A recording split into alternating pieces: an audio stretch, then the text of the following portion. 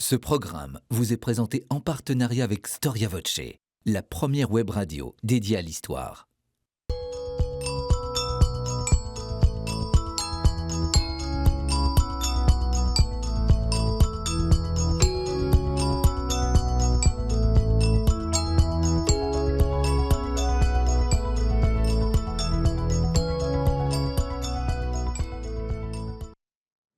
Chers amis, bonjour à toutes et à tous. Très heureux de vous retrouver sur ce plateau de votre émission consacrée à l'histoire du christianisme. Il n'y en a qu'une seule sur le paysage audiovisuel français et c'est bien la vôtre, au risque de l'histoire. Alors je vous propose aujourd'hui de nous pencher sur une personnalité hors du commun qui a vécu à une époque charnière de l'histoire européenne, j'ai nommé la Révolution française. Nous le savons, notre Révolution a souhaité s'exporter à l'étranger des sables d'Égypte, à l'Italie. Tel un rouleau compresseur, elle a souhaité imposer dans un dessein universaliste un autre modèle politique et social. Or, c'est dans ce contexte si particulier que Barnaba Chiaramonti est devenu le pape Pie VII en 1800. Vous le savez, le nom de Pie VII est inévitablement associé à celui de Napoléon. Mais qui était réellement Barnaba Chiaramonti? Est-il un homme influencé par les Lumières? Comment va-t-il gérer en tant qu'évêque, puis en tant que pape, la question de l'occupation française? Littéralement kidnappé par l'empereur, comment va-t-il vivre son exil loin de Rome, qui est enfin aussi Monseigneur Ercole Consalvi, son secrétaire d'État et un des personnages les plus importants du XIXe siècle? C'est ce que nous allons voir aujourd'hui avec Jean-Marc Tichy et Roberto Regoli. Jean-Marc Tichy, bonjour. Bonjour. Merci d'avoir répondu à notre invitation. Vous êtes historien, membre associé du César, qui est le centre d'études en sciences sociales du religieux. Alors, j'avais présenté dans une précédente émission où j'avais invité Jacques-Olivier Boudon et Éric Anceau. Nous avions évoqué justement les relations de Napoléon et des catholiques français. J'avais présenté cet ouvrage dont vous êtes l'auteur, Le voyage de Pie VII à Paris pour le sacre de Napoléon, religion, politique et diplomatie, un livre paru chez Honoré Champion. Et vous venez juste de publier un livre absolument indispensable, la biographie que nous attendions, donc Pie VII, le vainqueur de Napoléon, un ouvrage paru aux éditions Perrin. Roberto Regoli, bonjour. Bonjour. Alors, comme le montre votre accent que nous allons découvrir au cours de cette émission, vous êtes italien,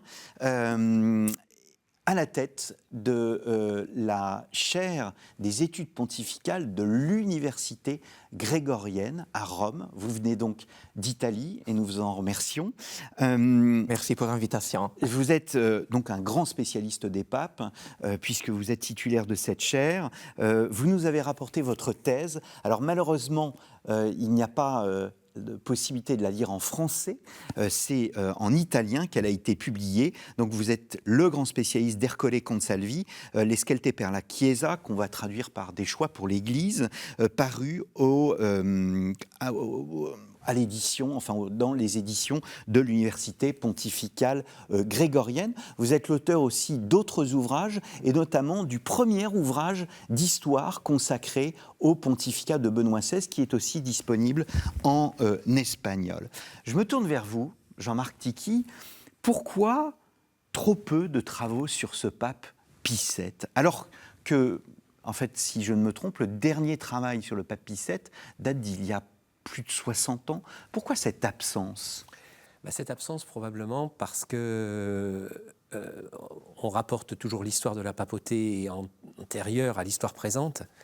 Et on a beaucoup étudié Pie VII dans des périodes où la papauté était contestée, et particulièrement avant 1922, avant la conclusion des accords du Latran. Il y a beaucoup de travaux qui sortent, par exemple, sur Pie VII, sur les démêlés de Pie VII et de Napoléon, au moment de la rupture des relations diplomatiques entre la France et le Saint-Siège. Donc ça veut dire qu'aujourd'hui, comme on est dans un mode de pacification, de laïcité positive, l'expression avait été utilisée par Nicolas Sarkozy, c'est un personnage qui, de fait, est moins attirant pour éclairer notre actualité ? Eh bien, disons qu'il peut être attirant, mais sous un autre angle. D'abord parce qu'on va fêter l'année prochaine, en 2023, le 200e anniversaire de sa disparition. Et d'autre part, parce que c'est un personnage protéiforme qui a plusieurs facettes et ce qui fait, d'une part, et d'autre part qu'il y a eu énormément de travaux, notamment aux alentours du bicentenaire de la Révolution, notamment de travaux de grands historiens et historiennes italiens, qui ont considérablement transformé en quelque sorte la vision qu'on pouvait avoir de la papauté de la fin du XVIIIe et du début du XIXe siècle. C'est pour ça que j'ai fait cette synthèse qui doit beaucoup à leurs travaux. Alors oui, parce que j'ai dit qu'il s'agissait de la seule biographie depuis près de 60 ans. Depuis celle de Le Flot en 58. Voilà, il y a des travaux à l'étranger. Alors, il faut acheter ce livre. Hein. Il y a pour moi 3 bonnes raisons pour acheter ce livre. D'abord, c'est une très bonne biographie. Deuxièmement, il y a trop peu de biographies, d'études pontificales. Et puis, comme nous allons le voir au cours de cette émission, c'est un personnage déterminant pour l'avenir. Est-ce qu'on peut dire, Roberto Regoli, que ce Pie VII est un pape hors norme? Vous êtes un grand spécialiste de l'histoire des papes. Est-ce que Pie VII se détache par rapport aux autres papes? Je crois que la cause est due au fait du contexte historique. Parce que lui est le pape qui doit faire face à une nouveauté énorme. La Révolution française et les bâtiments d'un nouveau ordre européen et mondial en face de la Révolution et à cause de la Révolution. Alors, c'est impossible de faire des comparaisons avec des autres papes du passé. Un autre, il est aussi un pape qui a un des plus longs pontificats dans l'histoire, mais des pontificats qui ont dû affronter des situations politiques vraiment différentes. La Révolution, l'époque napoléonienne, la Restauration, la prisonnier, être à Fontainebleau, à Savone. Alors, c'était tout neuf. Et il est hors de la norme car il a dû donner une idée, une réaction sans avoir des exemples. Et il est devenu un point de référence pour le futur. C'est ça une typologie, à mon avis, très intéressante du pontificat. Il commence à faire des choses nouvelles. Est-ce que, justement, cette nouveauté dans vos travaux, est-ce que ce pape, ce personnage, a conscience de l'importance de son temps, du bouleversement de l'époque, Jean-Marc? Les événements se chargent de le rappeler à la réalité, parce que, souvenez-vous, qu'en 1797, une grande partie des États pontificaux est perdue par le Saint-Siège, qu'en 1798, le Saint-Siège disparaît en tant que réalité territoriale, puisque la République romaine est proclamée au Capitole, qu'il est rétabli seulement et partiellement quand Pie VII revient à Paris en 1800, et qu'il repère tout de nouveau en 1809, au moment de son enlèvement, et peu avant, quand il y a un décret de Napoléon de mai 1808 qui finalement annexe Rome. Rome devient la 2e capitale de l'Empire. Ça, c'est à l'échelle de l'histoire de l'Église, depuis l'invasion de Rome par les troupes de Charles Quint, on n'avait jamais vu ça. Le Saint-Siège a littéralement disparu en tant qu'entité de droit international. C'est une situation tout à fait singulière à l'échelle de l'histoire de la papauté. Alors nous allons y revenir bien évidemment dans le détail, Jean-Marc Tichy. Venons-en peut-être d'abord aux origines. C'est un personnage qui naît donc le 14 août 1782 dans une famille nombreuse. Il entre en religion, il prononce ses vœux à 16 ans. Il a aussi des frères et des sœurs qui entrent en religion. Il sera professeur, enseignant en théologie et droit canonique, évêque d'Imola, proche du pape Pie VI. Est-ce que son parcours est un parcours exceptionnel pour l'époque ? C'est un parcours dont je dirais qu'il est singulier sans être véritablement exceptionnel. Tout d'abord parce qu'il appartient à un réseau. C'est le réseau de la famille élargie du pape Pie VI, dans lequel il s'insère parfaitement. Et il n'est pas indifférent dans cette Rome si particulière de la fin du XVIIIe qu'il a été élevé au cardinalat, précisément par un de ses patrons, si on peut dire. D'autre part, c'est un orphelin. C'est un orphelin d'une famille, il est dans les petits derniers de la famille noble à laquelle il appartient, et en conséquence, il a peu de soutien économique. C'est aussi c'est à la fois une vocation spirituelle, mais une vocation pratique. Et qui intervient dans un moment très particulier parce que c'est celle précisément où on réouvre le noviciat du couvent bénédictin de la ville de Cézanne dont il est originaire. Et puis ensuite, il a un parcours assez brillant dans sa congrégation, puisqu'il devient professeur au couvent de bénédictin de Rome, et sans doute du fait des relations personnelles qu'il entretient avec Piscis, il est nommé successivement évêque de Tivoli dans les environs de Rome, puis évêque d'Imola, et l'évêché d'Imola à l'époque, ça veut dire le cardinalat. Donc c'est une carrière brillante, dira-t-on, mais qui n'est pas, qui est à l'image de la carrière des prélats de Curie de l'époque. Je ne sais pas si Roberto partage mon sentiment, mais... Oui, merci. Et oui, il est ordinaire de quelque manière. Comme avait déjà dit Jean-Marc Tichy, c'est singulier, mais pas exceptionnel. Il doit sa carrière à ses réseaux, à sa relation avec le pape Pie VI. Mais dans ces contextes-là, il est au même temps vraiment un enfant du XVIIIe siècle, car il connaît la culture de l'époque. Il avait de la bibliothèque de son monastère l'encyclopédie. Alors, il était dans un milieu vraiment ancien régime, mais en connaissant en même temps ce qui se passe dans le monde. Et peut-être ça l'aidait quand il est devenu archevêque, évêque, cardinal, et en face de l'entrée des Français dans son diocèse. Et il a une aptitude modérée, on peut le dire, parce qu'il fait changer aussi la carte avec les signes républicains. De l'égalité, de la liberté, mais en même temps, il fait tout pour l'annonce de l'Évangile, pour tenir l'Église à ce moment-là. Alors, on peut dire qu'il a une attitude de réalisme. Conciliante. Est-ce que l'Église... Alors d'abord, je corrige, j'ai dit qu'il était né en 1782, c'est évidemment absolument impossible, il aurait eu 18 ans. Il est né en 1742. L'Église de l'époque, est-ce qu'elle est traversée, l'Église italienne notamment, est-ce qu'elle est traversée avant même qu'arrivent les Français par les idées des Lumières, puisque vous évoquiez le fait que dans son monastère, il y avait l'encyclopédie. C'est un moine des Lumières et c'est un moine qui est inséré précisément dans une période très particulière qui est marquée par ce qu'on a appelé le jansénisme. Alors, ce n'est pas le jansénisme français de l'époque de Louis XIV, mais c'est une forme de jansénisme italienne qui met en cause la dimension territoriale et politique de l'Église, de l'influence de la papauté et de l'Église, et ce qu'on appelle à l'époque la cour de Rome. Alors quand on a dit la cour de Rome, on a tout dit pour la condamner.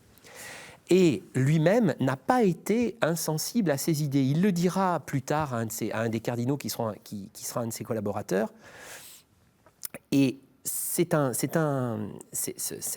question du jansénisme est extrêmement importante à l'échelle de l'histoire du Saint-Siège, parce qu'en fait, elle conditionne la position du pape au milieu du collège des évêques. Pour ces jansénistes, le pape est un primus inter pares.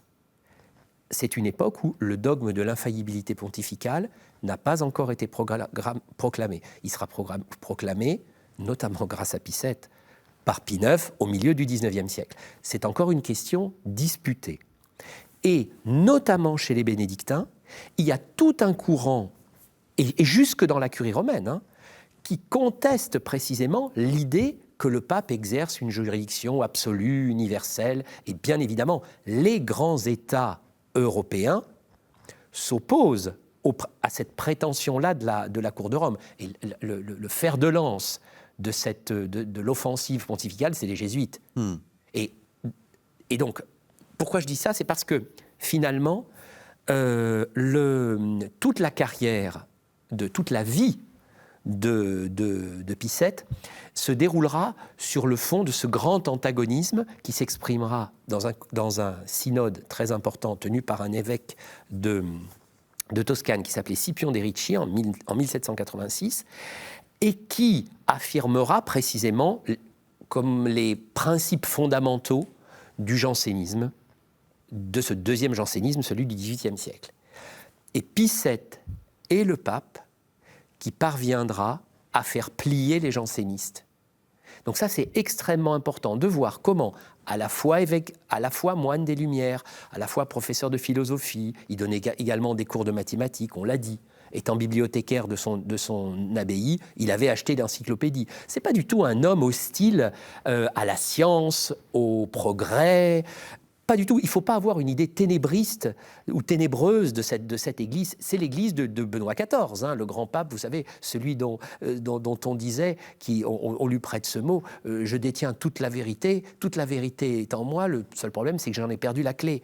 Donc, c'était un mot d'esprit, mais je veux dire par là, ce sont des hommes très, très, très ouverts. Et j'en prendrai qu'un seul exemple pour nos compatriotes qui a trait à l'actualité. Quand il vient à Paris en 1805, on lui demande, quand il passe à Florence, de déclarer et de faire savoir qu'on a le droit de se faire vacciner contre la variole, que ça n'est pas nocif. Donc vous voyez, pour vous dire que véritablement, il s'inscrit tout à fait dans le courant des Lumières. Et peut-être que Roberto a quelque chose à...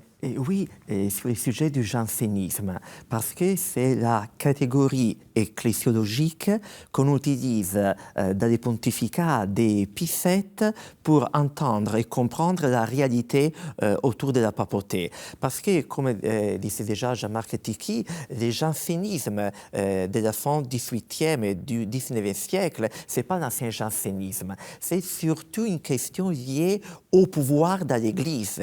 Qui a le pouvoir? Et à Rome, dans cette période-là, il y avait une école, on l'appelle école théologique romaine, qui avait au cœur de sa vision l'idée que le pape a la plénitude des pouvoirs dans l'Église. Et on va reconnaître ça dans le futur Concile Vatican I. Mais à cette époque, c'était un débat. Et quand Rome va lire la question de la Révolution française, va lire la question du synode des Pistoia, et va lire aussi le libéralisme des années 20 en Espagne, utilise toujours la même catégorie ecclésiologique, c'est le jansénisme. Alors c'est la bête de Rome. Aussi, pendant le pontificat d'un homme comme Pie VII, qui avait connu un monde et qui était plus ouvert que les autres, mais au niveau de l'interprétation, Rome va tenir la même position. Au-delà des hommes. Est-ce que ça reste...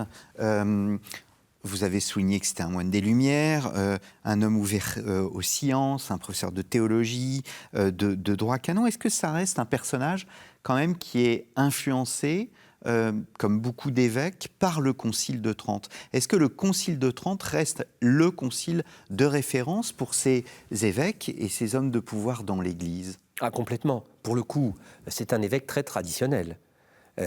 Il pratique la résidence, recommandée par le Concile de Trente, aussi bien à Tivoli qu'à Imola. La résidence, ça veut dire qu'il excusez-moi, il ne se balade pas. Ça veut dire qu'il doit résider dans son diocèse. Il doit résider dans son diocèse. Voilà. Il administre la population dont il est en charge. Il fait la visite épiscopale. C'est-à-dire qu'il visite progressivement, quand il est à Tivoli, je crois qu'il a 25 ou 27 ou 28 paroisses, et en 4 ans, il les visite toutes systématiquement pour donner le sacrement de confirmation, etc. Donc c'est un évêque traditionnel. Et c'est un évêque aussi traditionnel dans le propos qu'il tient.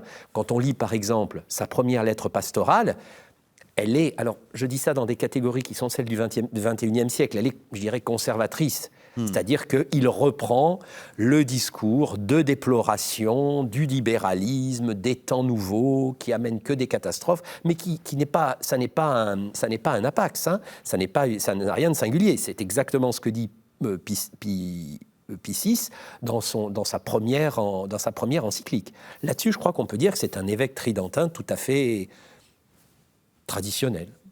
Absolument d'accord, oui. Aussi la pastorale qu'il a fait, les tours du diocèse, rien d'originel.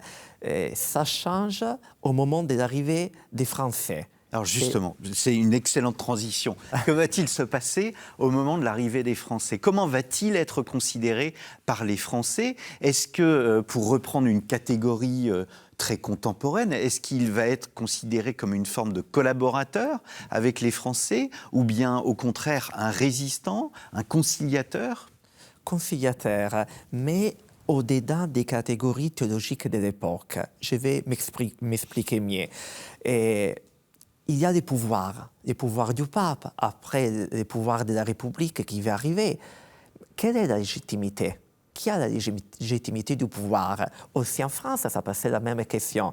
En futur, c'est Napoléon ou les rois de la dynastie précédente? Il y a une idée théologique qui est embassement dans une lettre de Saint Paul aux Romains. Il y a un passage dans un chapitre qui dit tout pouvoir vient de Dieu. Alors, ça n'importe quoi, ça n'importe la raison pourquoi, parce que tu as le pouvoir, la légitimité ou pas. C'est intéressant que tu as réellement le pouvoir. Alors, en face de cette vision de Saint Paul, que chaque pouvoir, que tout pouvoir vient de Dieu, les évêques aussi des États pontificaux vont reconnaître ces pouvoirs-là. Alors, il y a quelqu'un qui va écrire une lettre pastorale ou, comme notre personnage, il va faire une homélie. Et il va prendre une attitude intéressante parce qu'il va dire, si vous voulez être des démocrates excellents, vous devez être des bons catholiques, des bons chrétiens. Alors, excellent et bon, c'est bien différent. Mais quelle est l'idée? Que pour la tenue démocratique, on a besoin des vertus. Et les vertus sont dans les discours catholiques. Être un bon catholique, un bon chrétien, c'est-à-dire être un homme de vertus. Et avec ces vertus-là, on peut être un excellent démocrate. Alors il va tourner la question, pas donner un appui exprès à la République, mais il part de sa attitude personnelle. Vous montrez bien dans votre livre, Jean-Marc Titi, que un Pie VI, donc, qui est proche de Chiaramonti, futur Pie VII, lui-même, il développe toute une théorie sur le pouvoir spirituel et le pouvoir temporel. La nécessité de respecter. Oui. C'est tout à fait cette vision paulinienne qui est reprise par Augustin également. La nécessité pour les catholiques de respecter l'autorité publique. Il y a une différence. L'Église, dans le domaine qui est le sien, revendique une souveraineté absolue, mais inversement, face à l'autorité politique, elle n'entend absolument pas instaurer une théocratie. Et du reste, comme le dit le professeur Regoli l'a signalé, le pape Pie VI lui-même écrit un bref à la demande du Directoire en 1797, le Directoire qui n'en pouvait plus, qui avait eu les guerres de Vendée, qui considérait que finalement le catholicisme était un ferment de division pour la France, à la demande de la représentation française, Pie VI rédige un bref dans lequel il en vient peu ou prou aux mêmes conclusions. Alors, il faut faire attention parce que on ne peut pas inférer de ça que ni Pie VI ni Pie VII étaient républicains. C'est deux choses, c'est un discours complètement différent. La très célèbre homélie de décembre 1797 a été prononcée à Imola, de Chiaramonti. Futur Pie VII. Donc, nous sommes à Imola, dans le diocèse de Pie VII, qui appartient désormais à une république italienne, puisque c'était une des légations des États pontificaux, mais que le pape a perdu en 1797 au moment du traité de Tolentino. Et donc, en fait, les fidèles de l'endroit, qui étaient des sujets du pape, se mettent à être des sujets de la République. Donc, tous les évêques de la région doivent prendre parti et se situer par rapport à l'autorité politique. Et c'est dans ce contexte-là que que Chiaramonti prononce l'homélie dont vient de parler Roberto, à savoir qu'il est nécessaire de respecter l'autorité publique. Et le problème, en quelque sorte, se double du fait que, à cette époque-là, il y a plusieurs passages des armées françaises dans Imola. Et à ce moment-là, en quelque sorte, alors qu'il n'y a plus d'autorité politique, en quelque sorte, italienne, l'évêque du lieu, le cardinal Chiaramonti, devient une espèce de defensor civitatis, de défenseur de la ville. Et en réalité, les Français traitent avec lui. Et il a un rôle de médiateur avec les Français pour éviter les effusions de sang. Ça, c'est quelque chose qui sera une des grandes préoccupations de Pie VII. Il aurait pu, quand Napoléon l'a fait enlever en juillet 1809, déclencher un bain de sang dans Rome. Il aurait pu résister. Il aurait pu résister. Il aurait pu faire sonner le tocsin et il aurait pu... Mais vous vous souvenez que Basseville le général français avait été assassiné. Enfin, il y a eu plusieurs assassinats deux Français, 2 ou 3, qui ont suscité des problèmes avec la République tout d'abord. Il s'est bien gardé et c'est comme ça qu'il explique la position qu'il a prise. Dans Rome occupée par les Français en 1808-1809, il n'a jamais rien fait pour déclencher une guerre civile qu'il aurait tout à fait pu déclencher. Mais est-ce que justement cette attitude, ce positionnement par rapport aux Français, conciliateurs, pacificateurs, essayer de trouver la paix et l'union plutôt que la division et le sang, cette attitude lui sera reprochée par des bouts de feu ou des résistants plus tard, ou au contraire, il aura une forme et il va bénéficier d'une forme de popularité parce que, vous l'avez dit, il apparaît comme un défenseur de la cité. Je crois que la popularité l'emporte très largement sur le reproche. Il s'est justifié après le départ des Français, en disant que, dans une lettre pastorale, en disant que chaque situation de crise doit amener des réponses modérées, et que pour sa part, précisément, il s'est efforcé de trouver le juste équilibre entre la nécessité de défendre l'autorité dont il était investi et la nécessité de préserver la paix. Et oui, il y a aussi une question autour du pape Pie VII, parce que dans le temps, dans le futur, il a été utilisé pour marquer des espaces. Je vais mieux m'expliquer. Quelqu'un l'a appelé le pape jacobin, quand Napoléon va faire imprimer son homélie. Et dans le futur, dans l'Italie plus tard, 19e, 20e siècle, on parle de lui comme le pape libéral. Alors, il y a toujours une griffe à mettre sur lui, libéral, jacobin ou des autres encore.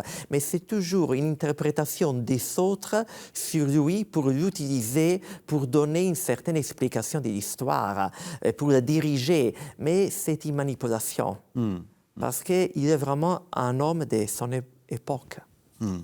Alors, on va, parce que l'heure tourne, donc je vais passer au conclave, parce que c'est un moment important. C'est un conclave qui a lieu à Venise, parce qu'il ne peut pas avoir lieu à Rome, sous la protection de la couronne habsbourgeoise. Et un homme va s'imposer à ce moment, c'est Monseigneur Ercole Consalvi. Et Chiaramonti est élu après un très long conclave. Il prend le nom de Pie VII. Est-ce que Chiaramonti est un choix de compromis ? Disons que je crois que les cardinaux ont essayé toutes les possibilités qui étaient possibles, qui étaient envisageables. Ils ont fait au moins... Enfin, le nombre de scrutins était incroyable. Et puis, finalement, mais là-dessus, Roberto Regoli est plus qualifié que moi pour parler de Consalvi, et puis finalement, quelqu'un a suggéré que ce soit le chef de la minorité des cardinaux, vous savez qu'il fallait les 2/3 des suffrages, qui désigne celui qui, dans la majorité, serait le moins mauvais des cardinaux, des papes à leurs yeux. De sorte que le consensus s'est fait sur Chiaramonti, qui était soutenu par la majorité, mais qui a été choisi par la minorité, de sorte qu'il a été élu à l'unanimité, sauf sa voix. Et je crois que Consalvi a eu un rôle déterminant dans ce choix. Oui, et lui et des autres prélats ont aidé à la résolution de la question. Parce que les conclaves qui avaient eu le début le 1er décembre, c'était encore au mois de mars, il n'y avait pas de pape. Il n'y avait pas de pape dans un contexte européen de grands changements. Quand le pape Pie VI était mort au mois d'août, on avait écrit dans des magasins « est mort le dernier pape ». On n'imaginait pas plus de papes dans le futur.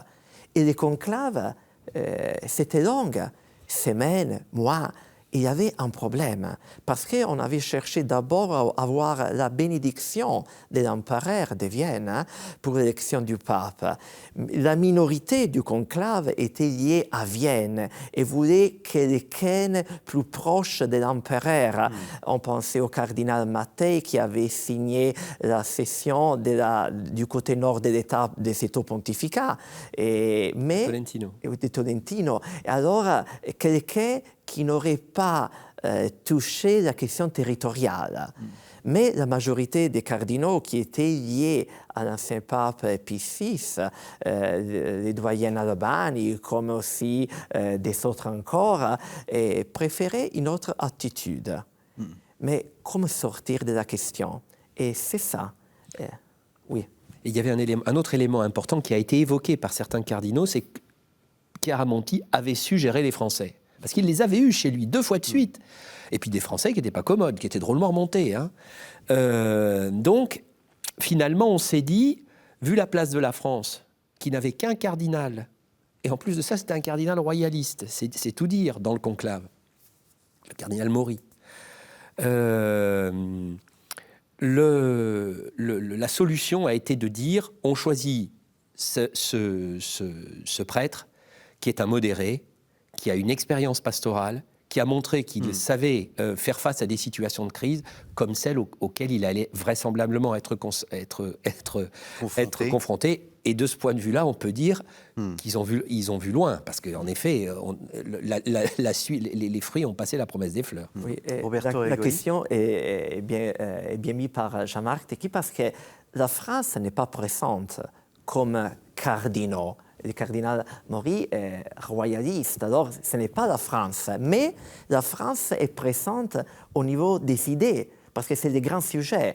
Et le conclave doit décider de la politique future. Parce qu'un conclave, qu'est-ce que c'est? C'est un jugement sur le passé, sur l'ancien pontificat, et c'est un pari pour le futur. Et la question, c'était la France. Les nouveaux ordres en Europe, et aussi les jésuites, vont être remis ou pas à leur place. Et alors, la majorité avait une idée, et Chiaramonti était une expression de cette majorité-là. Et il ne faut pas oublier qu'à ce moment très précis, il n'y a plus de territoire du Saint-Siège. C'est-à-dire que le pape ne sait même pas s'il va pouvoir rentrer dans Rome. Ouais. Ce qui est absolument essentiel, ça. Alors le cardinal Maury, vous en parliez, disait la chose suivante après son élection: le pape est un ange de douceur et de prudence, il est d'un secret impénétrable, il a un empire incompréhensible sur lui-même et son humeur reste inaltérablement égale au milieu des luttes qu'il est obligé d'essuyer. Il est impossible de deviner s'il est content ou mécontent. C'est une des grandes qualités d'un homme de pouvoir, ne pas, au fond, donner sa pensée, alors qu'il y a tant de choses qui se jouent devant lui. Je crois qu'il aurait pu avoir pour devise, vous savez, ce proverbe: ce que tu penses est à toi, ce que tu dis est à ton adversaire.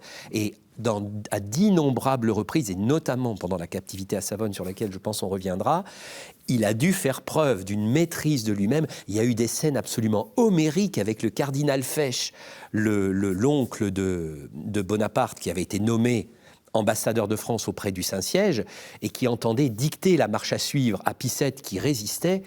Et notamment quand il a rendu ses lettres et qu'il est parti, on dit qu'il a quitté le palais pontifical, et à son cocher qui lui disait: mais où allons-nous? À Casa del Diavolo, nous allons au diable, tellement il n'en pouvait plus de ce pape qui lui tenait tête. Alors, avec Napoléon Bonaparte, c'est vrai que l'image, elle est double. Alors, on ne va pas revenir sur les détails du Concordat, parce qu'on a réalisé une émission avec, je le disais tout à l'heure, Jacques-Olivier Bouton et Éric Canso. Elle est disponible, chers téléspectateurs, sur KTO TV. Mais voilà, le Concordat, c'est la conciliation. Et puis, après, il est kidnappé, il est envoyé à Savone, il est envoyé ensuite, il va à Fontainebleau. Comment vit-il tous ces moments? Tout d'abord, je crois que le sujet fondamental, c'est qu'il y a 2 stratégies qui se heurtent. Celle de Pie VII, qui est d'assurer l'indépendance du Saint-Siège pour qu'on ne puisse pas dire qu'il est le patriarche d'Italie, disons, mais qu'il exerce véritablement une magistrature mondiale. Et à côté de ça, il y a la stratégie du grand empire de Napoléon, qui est de montrer qu'en face de lui, qui est l'empereur de cet empire restauré, il y a le pape. Et comme l'empereur à Byzance avait le patriarche à ses côtés, l'idée fixe de Napoléon, c'est de la même façon qu'il a 2 capitales, d'avoir le pape à Paris, pour manifester qu'il est en quelque sorte un nouvel empereur d'Occident.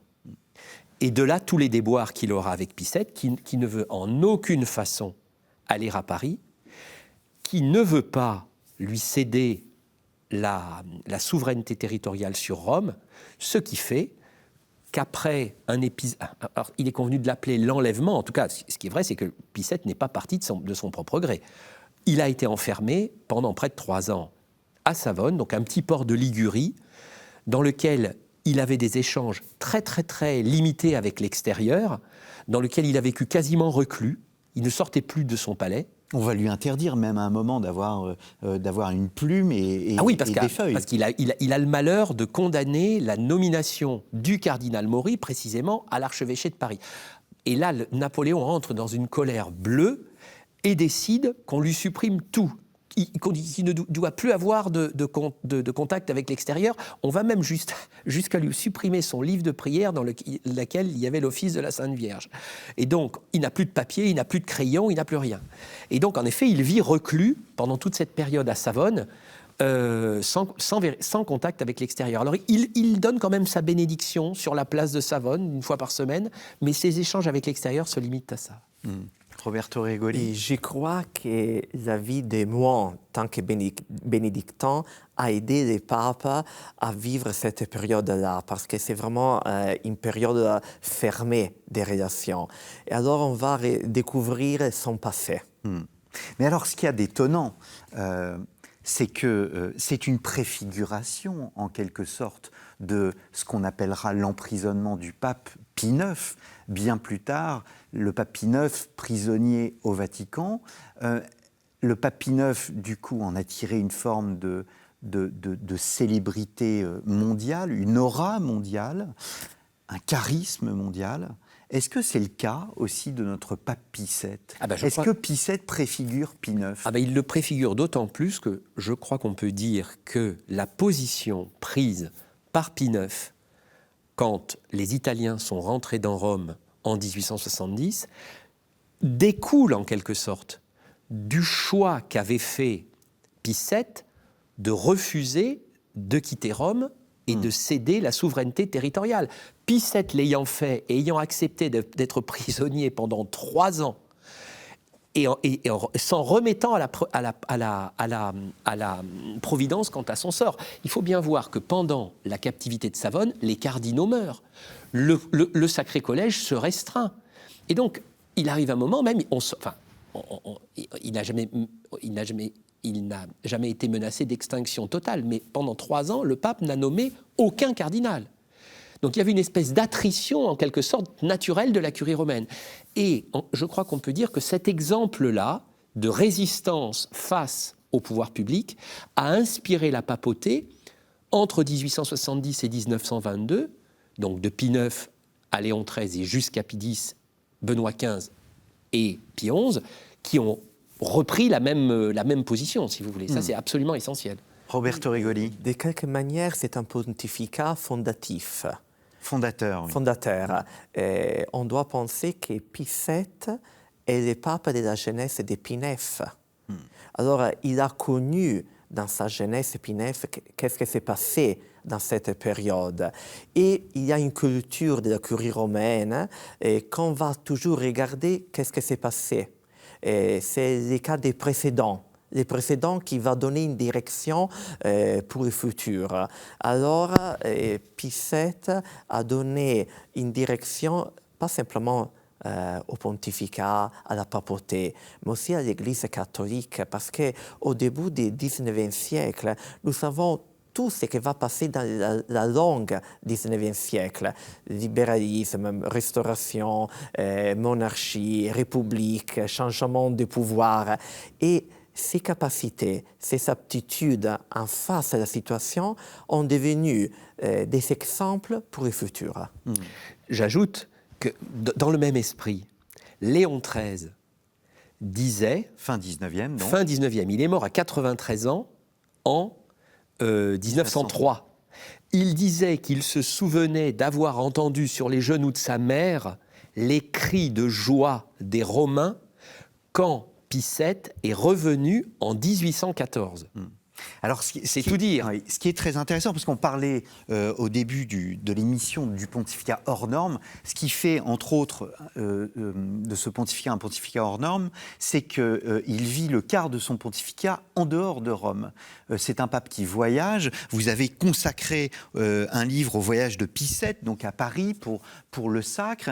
Et de ce voyage se dégage une forme de popularité du personnage. Il est acclamé tout le long de dans cette France révolutionnaire, c'est complètement incroyable. Il est acclamé tout au long. On veut voir le pape, on veut toucher le pape, on veut toucher sa mule, on représente le pape, etc. Il y a vraiment eu un phénomène. Lui estimait avoir vu à peu près 25% de la population française. Il s'est déplacé au cours de ce premier voyage qui a été absolument triomphal. Donc c'est l'époque de l'entente cordiale avec Napoléon. Et il a suscité un nombre absolument incroyable de gravures, de dessins, de peintures, de sonnets, de poésie. C'était organisé aussi par les pouvoirs publics. Dans chaque commune qu'il traversait, les cloches sonnaient, le maire lui faisait un discours, les confréries venaient le saluer à grands coups d'encensoir, les curés de chaque paroisse venaient le voir. Donc véritablement, ça a suscité un mouvement d'enthousiasme. Il faut voir ce qu'a été le séjour du pape à Paris.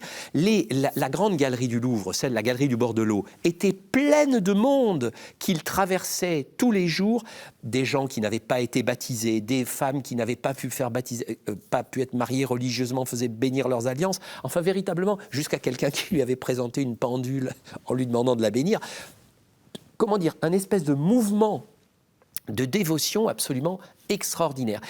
Et un mouvement de dévotion qui a transformé la vision qu'on avait du pape en France. Il y a une gravure très importante qui le représente en prière devant le tombeau de Sainte-Geneviève à Paris. Et cette gravure aura une extraordinaire diffusion. On a le sentiment, quand on lit la littérature qui a été écrite à son sujet, que pour la première fois, les Français ont vu le pape prier. Et ça a été absolument... d'une espèce de prince romain très lointain et arrogant, on a eu une image paternelle et une image de sainteté, je dirais. Comme si le pape était devenu un saint et un saint à portée de la main. Alors, oui, mon père. Et oui, c'est vraiment intéressant ce sujet-là parce que c'est le pape qui a bien voyagé. Parce que le voyage du sacre va les rendre un personnage public et bien-aimé. Et c'est la précondition pour les papes prisonniers, martyrs et aimés, parce qu'il était d'abord connu. Alors, cette politique organisée par l'autorité publique pour les sacres va devenir une publicité pour le futur du pape et son... On dit martyr, mais il n'est pas mort. Mais l'idée d'être prisonnier. Mais il a beaucoup voyagé, tant que son successeur, le pape Léon XII, il ne quittera jamais ces États, mais aussi Rome. Il restera toujours la nuit dans son appartement. C'est le contraire du pape Pie VII, pour un équilibrement de l'histoire. Mais est-ce que justement il n'y a pas un paradoxe ? Parce que on a évoqué le jansénisme italien qui contestait ce pouvoir politique au pape. On connaît tous le gallicanisme français. Il y a tout ce mouvement révolutionnaire. Et au fond, ce Napoléon, il fait venir le pape Pie VII en France pour le sacre. Et la machine se retourne en quelque sorte contre Napoléon lui-même, puisque ce pape tire de ce voyage une incroyable popularité. Et mieux que ça, c'est un tournant de la papauté qui, petit à petit, va s'ouvrir au monde et en tirer, ou asseoir en tous les cas, cette idée de magistère universel. Alors, la lecture qu'en avait Pie VII, c'est que c'était providentiel.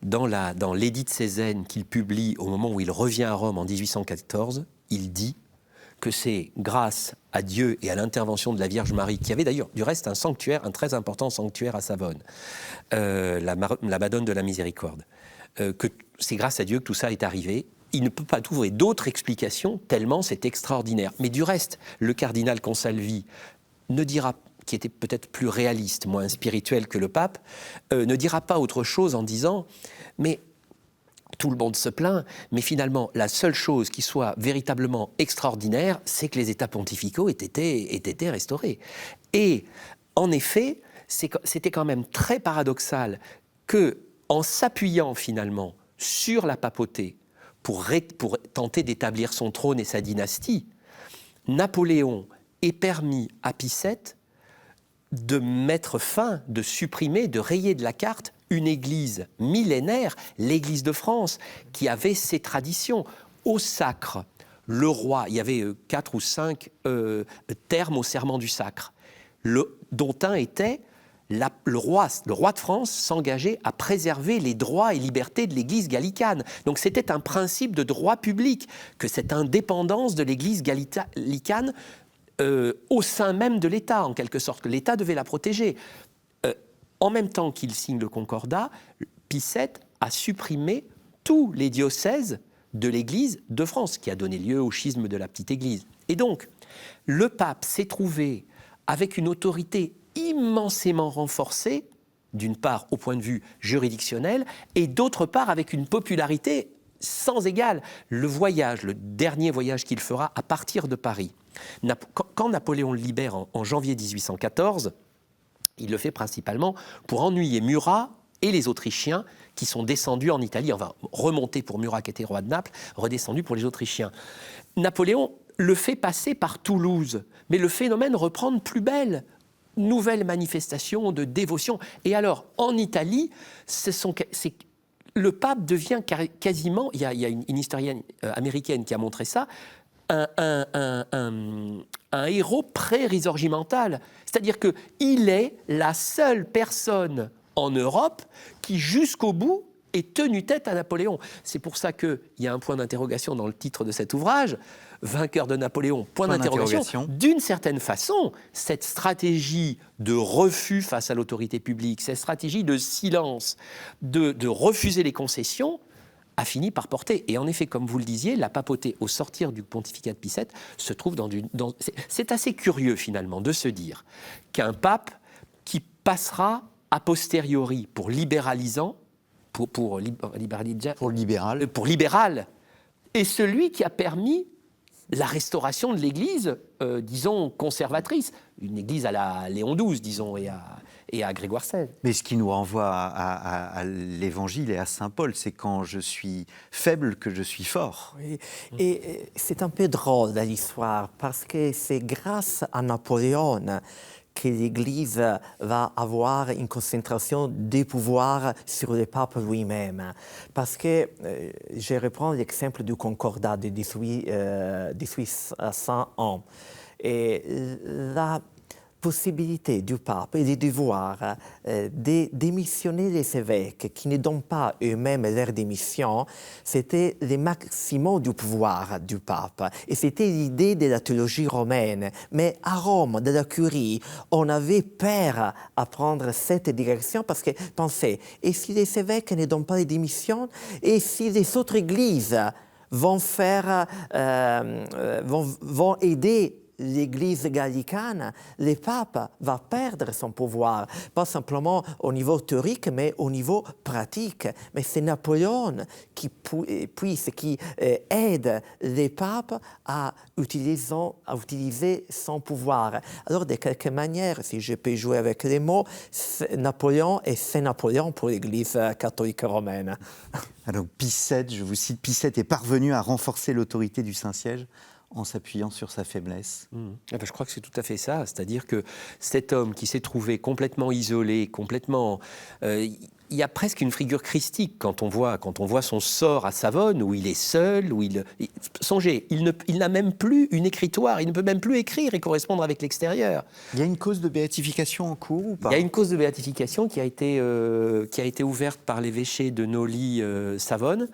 Je ne sais pas si elle prospérera, mais je crois qu'on peut dire quand même que c'est une figure de sainteté, oui, en effet. Eh bien, merci beaucoup à tous les deux d'être venus. Donc, Jean-Marc Tichy aux éditions Perrin, Pie VII, vainqueur de Napoléon, le pape vainqueur de Napoléon, point d'interrogation, un livre absolument à lire pour découvrir cette figure fascinante, pour aller plus loin avec une dimension plus universitaire, mais non moins passionnante. Le voyage de Pie VII à Paris pour le sacre de Napoléon 1804-1805, un livre paru chez Honoré Champion. Et vous, mon père, puisque je vous appelais Roberto Regoli, je sais que les téléspectateurs vont me le reprocher, donc vous êtes bien mon père, voilà, Roberto. Je suis là en tant que professeur, pas tant que père. Voilà. Ercole Consalvi, Les Schelte per la Chiesa, un livre en italien qu'on peut se procurer, je pense, facilement sur Internet, paru aux éditions de l'Université pontificale grégorienne, dont vous êtes titulaire de la chaire des études, donc des études pontificales. Un grand merci à vous deux d'être venus, et merci à vous, mon père, d'être venu de si loin et d'Italie. Voilà. Il me reste à vous remercier, chers auditeurs, chers téléspectateurs, pour votre fidélité à notre émission. Nous avons évoqué l'émission avec Jacques-Olivier Boudon et Éric Anso. N'hésitez pas à la consulter, à la visionner sur ktotv.com. Et nous nous retrouvons donc dans 2 semaines pour une nouvelle émission d'Au risque de l'histoire.